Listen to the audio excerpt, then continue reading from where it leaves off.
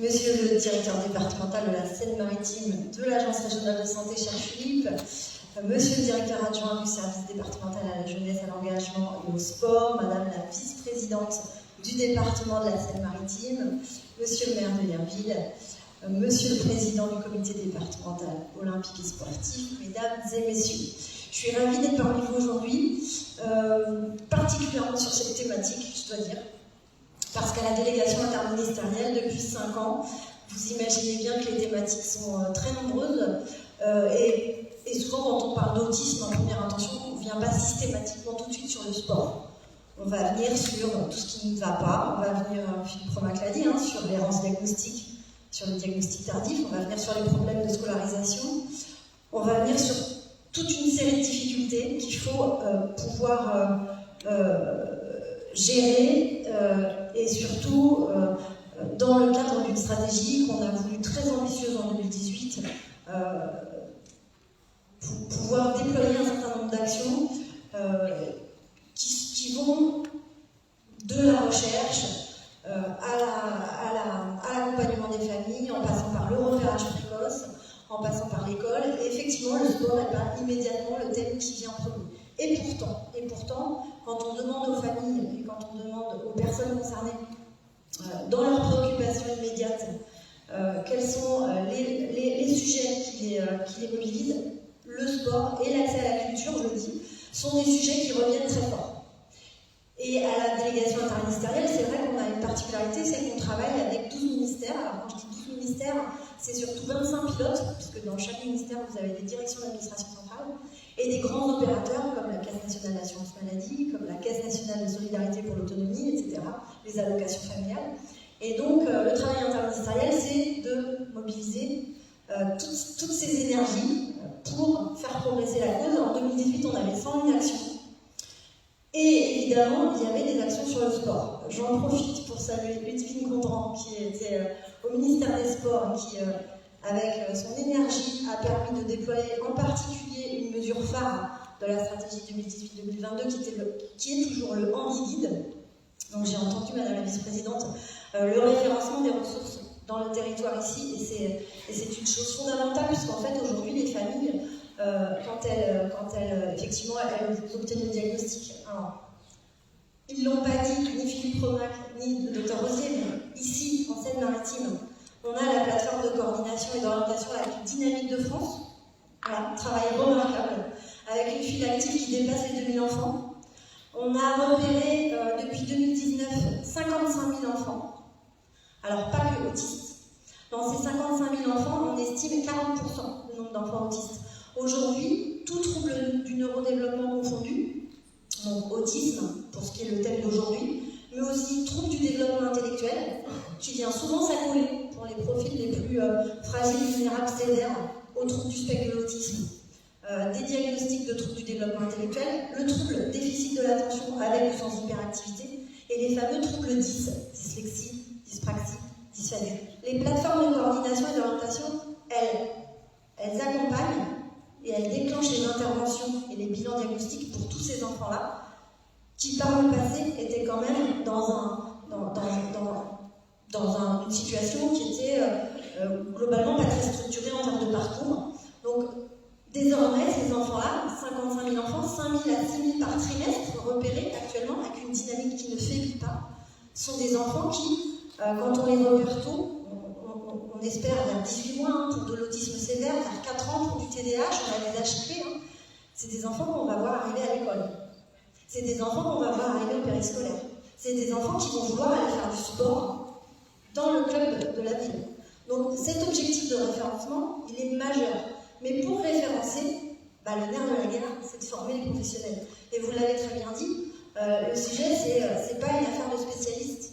Quand on dit qu'on repère ces enfants-là et qu'on veut qu'ils aillent à l'école ordinaire, avec ou sans AESH, dans une unité maternelle, dans un dispositif d'autorégulation ou en milieu ordinaire, il faut que les conditions soient réunies pour que la scolarité soit sans entrave, le périscolaire, grâce à la mairie, soit fluide, que l'accueil au club du coin sur le sport choisi soit possible, parce qu'il n'est pas question que parce qu'on est autiste, finalement, on ne peut faire que le sport sur lequel il y a un éducateur qui s'est formé parce qu'il était de bonne volonté. Donc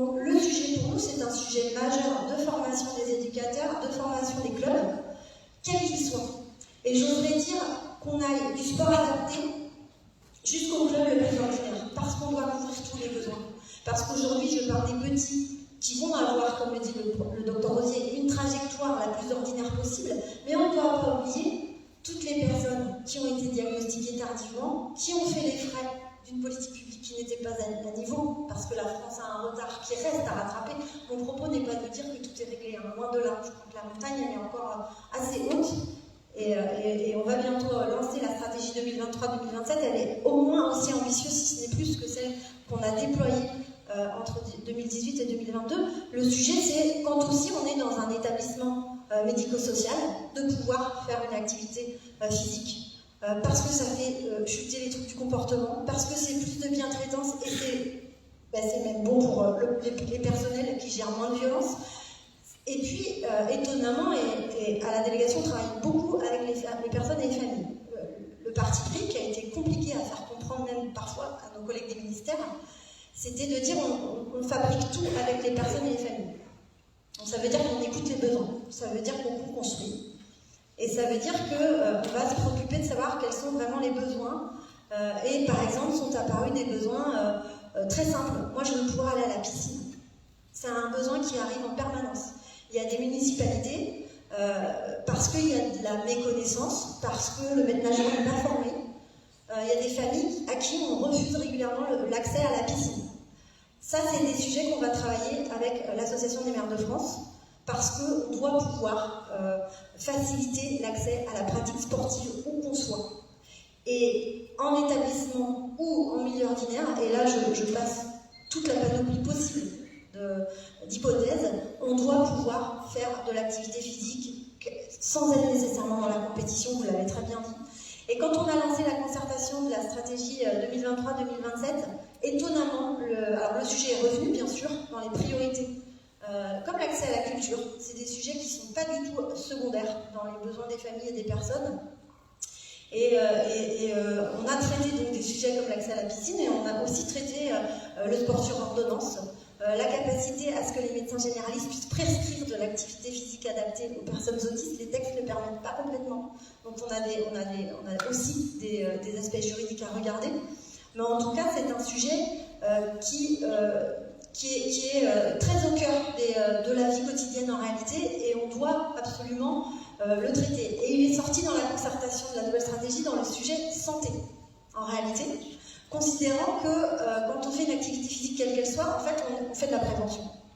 Parce que quand on ne fait pas de sport, on le sait bien, Philippe Roulage l'a dit, ça devient un problème de santé. Et sur les populations, notamment les plus vulnérables en établissement, c'est un sujet majeur. Parce que ce sont des publics sur lesquels on va pouvoir retrouver de l'obésité. Donc ça veut dire qu'il faut impérativement qu'on traite ce sujet de l'activité physique dans toutes ses dimensions et à destination de tous les publics, qu'il y ait un trouble du développement intellectuel associé ou pas. On a fait une étude d'impact dans la stratégie nationale. On a lancé en 2018 parce que dans le champ de l'autisme, on n'a pas de données, très peu de données, puisque comme on avait un très gros retard sur le diagnostic, aujourd'hui encore, on est en difficulté pour dire où sont les personnes autistes, puisque les diagnostics n'étaient pas posés conformément à l'état de la science. On est en train d'essayer de rattraper ce retard. Et du coup, en 2018, quand on a lancé la stratégie, on s'est demandé comment on va mesurer si nos actions ont un impact. Donc on a lancé une enquête Ipsos, certains peut-être d'entre vous ont pu y répondre. On l'a lancé tous les ans, depuis 4 ans. Et dedans, on avait fabriqué le questionnaire avec les associations, les représentants des familles et des personnes. Il y avait une question sur l'accès au sport. Et donc finalement, depuis 4 ans, alors je ne dis pas que il y a encore beaucoup de travail, hein, mais la moitié des personnes, c'est un échantillon à peu près entre 12 000 et 14 000 personnes qui ont répondu tous les ans, tout trouble du neurodéveloppement confondu. Alors je suis quand même allée faire le zoom sur les personnes autistes qui ont répondu dans 2 catégories différentes, soit les parents concernés qui ont un ou plusieurs enfants autistes, soit les personnes elles-mêmes autistes. Et la moitié des répondants autistes, que ce soit les parents ou les personnes, ont répondu qu'elles avaient une activité sportive, culturelle, donc elles ne sont pas complètement à l'écart quand même, qu'entre 60% des parents et 80% des personnes autistes pratiquent en milieu ordinaire, plutôt. Ça veut dire que le corollaire, c'est que autour de 40%, on va les retrouver sur des activités avec de l'adaptation, sport adapté ou pas, mais avec de l'adaptation, et c'est ce qu'on voit très bien dans les capsules vidéo. Et donc on sait qu'on a un besoin qui reste très important, et 70 à 80% des répondants précisent qu'ils font des activités sans surcoût. C'est important aussi à signaler, parce que si faire du sport, c'est avoir un éducateur en libéral parce qu'il n'y a pas d'offre à côté, c'est du surcoût pour les familles. Donc ça, c'est aussi un point de vigilance. Donc on va continuer à mesurer de façon barométrique les progrès et les attentes des personnes. Nos enjeux, pour faire très vite, je l'ai dit pour la période qui s'ouvre, c'est vraiment de réussir à former le plus de professionnels possible, quel que soit l'environnement, médico-social, parfois sanitaire, éducation nationale. C'est vraiment un sujet qui et puis en plus c'est un sujet qui est fédérateur et qui mobilise souvent beaucoup de très bons partenariats. Aux manettes, évidemment, c'est le ministère des Sports pour nous. Avec la Fédération française du sport adapté, on aura une dizaine d'actions dans la stratégie qui va s'ouvrir pour la période future. Donc l'objectif, c'est vraiment de mettre en place les conditions d'une pratique sportive généralisée, c'est-à-dire que où vous habitiez, et le Handiguide le permet. Dans le Handiguide, aujourd'hui, on a près de 4000 clubs qui sont référencés, et un tiers propose du sport avec des professionnels formés à l'autisme. Alors vous me direz, à l'échelle du territoire français, c'est encore faible. N'empêche qu'on a les moyens de référencer, et donc cet outil, il deviendra effectivement puissant si on forme les clubs, si on forme les professionnels, et ensuite on n'aura plus qu'à, entre guillemets, à les référencer pour que sur le territoire français, une famille qui veut faire avec son enfant ou une personne du foot, du hand, du judo, puisse trouver la solution, parce qu'aujourd'hui c'est encore un peu résiduel, et on est encore peut-être mis à part en Seine-Maritime parce que c'est exemplaire, un peu contraint par l'offre, et du coup avec un choix qui n'est pas complètement libre. Si un enfant veut faire du judo, mais que c'est dans le club de foot qu'il y a eu une formation, vous voyez bien qu'on n'atteint pas l'objectif. Donc voilà, j'en profite, je clôture parce que je crois qu'il y a un peu de retard, donc je fais vite. Je voudrais remercier, c'est exemplaire ce qui se passe sur ce département. Je voudrais remercier, alors je pensais rencontrer Chantal Nallet, parce qu'on avait eu un rendez-vous manqué en début d'année. Je sais l'énergie, et je voudrais profiter pour remercier Chantal Nallet. Évidemment, remercier le docteur Rosier, qui fait un travail fantastique au centre de ressources autisme, évidemment nos partenaires de l'Agence régionale de santé, le conseil départemental. Voilà, je pense que toute l'énergie qui va être démontrée ce jour avec ce beau colloque et la richesse des tables rondes